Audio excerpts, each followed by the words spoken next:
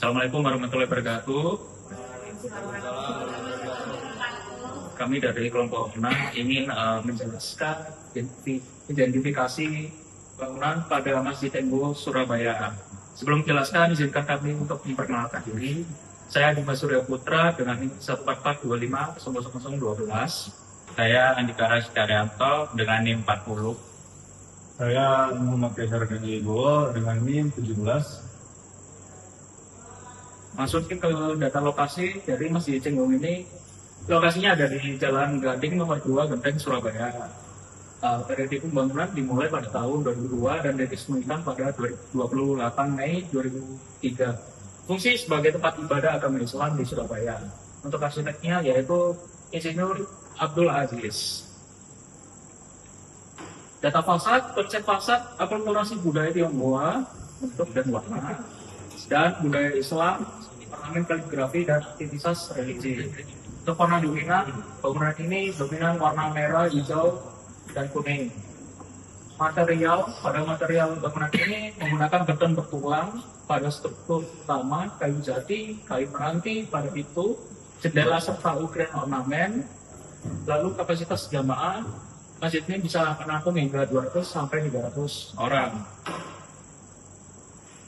Masuki ruang luar, di ruang luar ini terlihat ini ada tangga pada sisi kanan bangunan, lalu yang di tengah ini ada selasar bagian depannya, dan di sini ini sisi kanan bangunannya. Oke, next. Masuki interior dan suasana ruang dalam. Ya, ini terlihat ya di kiri ini interior tengahnya dalam bangunannya. Lalu ini di atas interior tengahnya, tapi di ini ada interior sisi kiri. Oke, next. Untuk progres pembangunan dan anggaran, bangunan ini dibangun pada 15 Oktober 2001. Saat itu juga peletakan batu pertama. 13 Oktober 2002 selesai tahap satu masjid, bisa digunakan untuk sholat. 28 Mei 2003 peresmian resmi oleh Menteri Agama Republik Indonesia. Biaya membangun bangunan ini dilakukan secara swadaya atau gotong royong, swadaya ya, atau gotong royong oleh PITI dan Yayasan Tenggo dengan total biaya 3,3 miliar. Masuknya unsur arsitektur, silakan. Untuk unsur arsitektur di sini ada titik muncul pada elemen-elemen kecil yang menjadi detail dekoratif, ujung ornamen kecil di pinggir atap, titik pertemuan melalui garis ornamen kaligrafi pada interior seperti ini. Ini di ruang interiornya, sini eksteriornya bisa kalian lihat sendiri. Next. Selanjutnya garis adalah elemen memanjang yang mengarahkan pandangan dan membentuk struktur visual. Terlihat pada tiang, kolom dalam dan luar, serta rangka atap membentuk garis vertikal, horizontal, dan garis miring. Elemen garis ini mengarahkan pandangan ke atas, menegaskan kesan kokoh, megah, serta hubungan spiritual antara manusia dan Tuhan.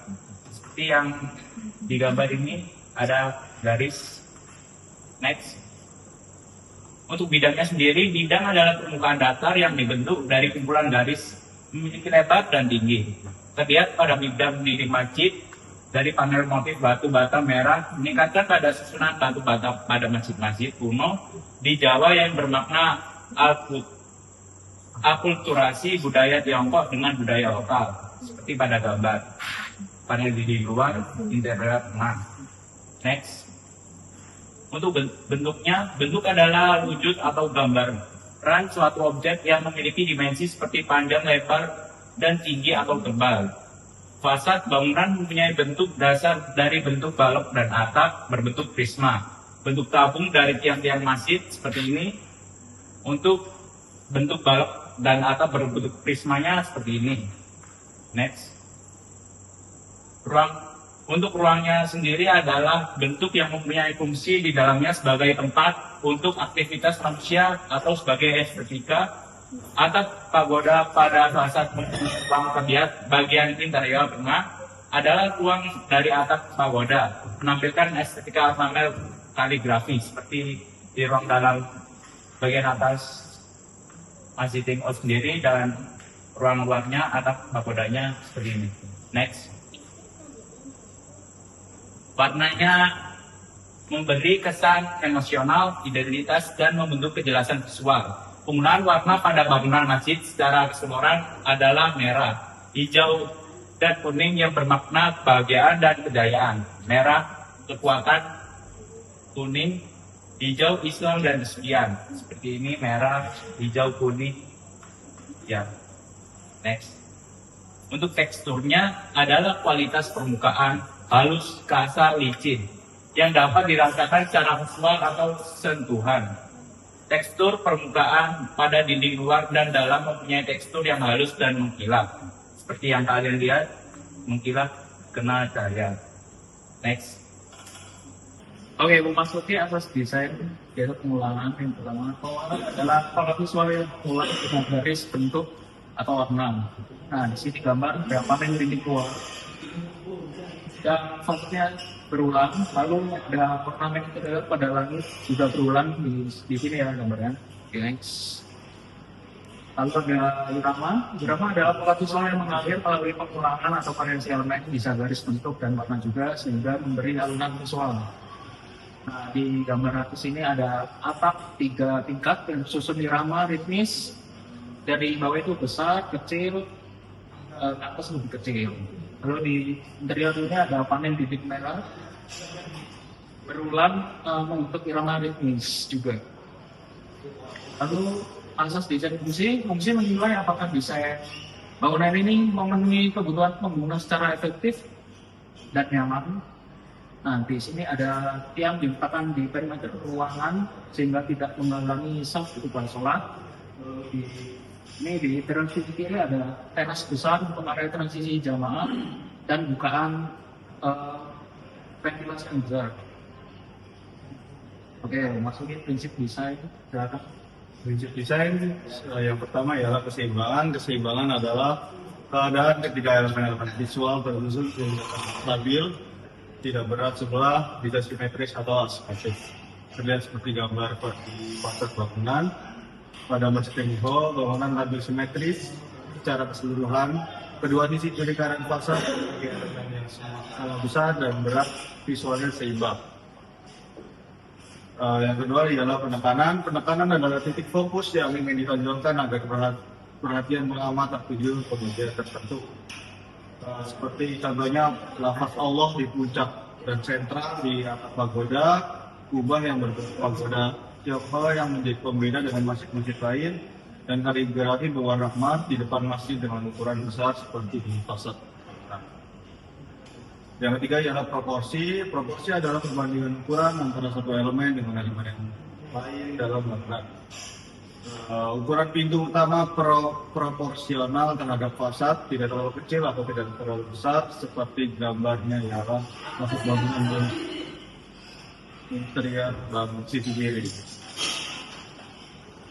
Prinsip desain skala. Skala adalah perbandingan ukuran antara bangunan dengan manusia. Perbandingan bangunan dengan manusia cukup profesional, tidak terlalu kecil atau tidak terlalu besar. Oke, masukin kriteria keberhasilan desain akan dijelaskan oleh Bima. Dan untuk selanjutnya yaitu mengenai unsur keberhasilan desain. Yang pertama yaitu penggunaan warna merah, hijau, dan kuning yang konsisten, adanya atap pagoda dan ornamen motif Islam pada bangunan menjadikan setiap bagian menjadi menyatu secara konsep perpaduan arsitektur Tiongkok, bentuk, dan Islam, budaya atau religi. Dan untuk poin kedua yaitu kerumitan. Arsitektur Masjid Cengho Surabaya dikenal sangat rumit dan unik karena merupakan perpaduan harmonis antara 3 unsur budaya utama, yaitu Tionghoa, Jawa, dan Islam. Unsur Tionghoa berada pada atap yang seperti pagoda, unsur Jawa pada beduk, unsur Islam terdapat pada kaligrafi atau lafaz Allah. Lalu di poin terakhir yaitu mengenai intensitas adalah istilah yang biasanya merujuk pada seberapa padat, kuat, atau sering suatu elemen arsitektur digunakan muncul atau memberi efek pada ruang. Dalam intensitas, masjid ini sangat kuat, menampilkan karakter arsitektur Tionghoa. Lalu yang pertama, penggunaan warna merah, hijau, kuning. 2. Atap berbentuk pagoda. 3. Penggunaan ornamennya itu sendiri. Sekian presentasi dari kelompok kita. Sekian dari kami. Mohon maaf jika ada salah kata. Wassalamualaikum warahmatullahi wabarakatuh.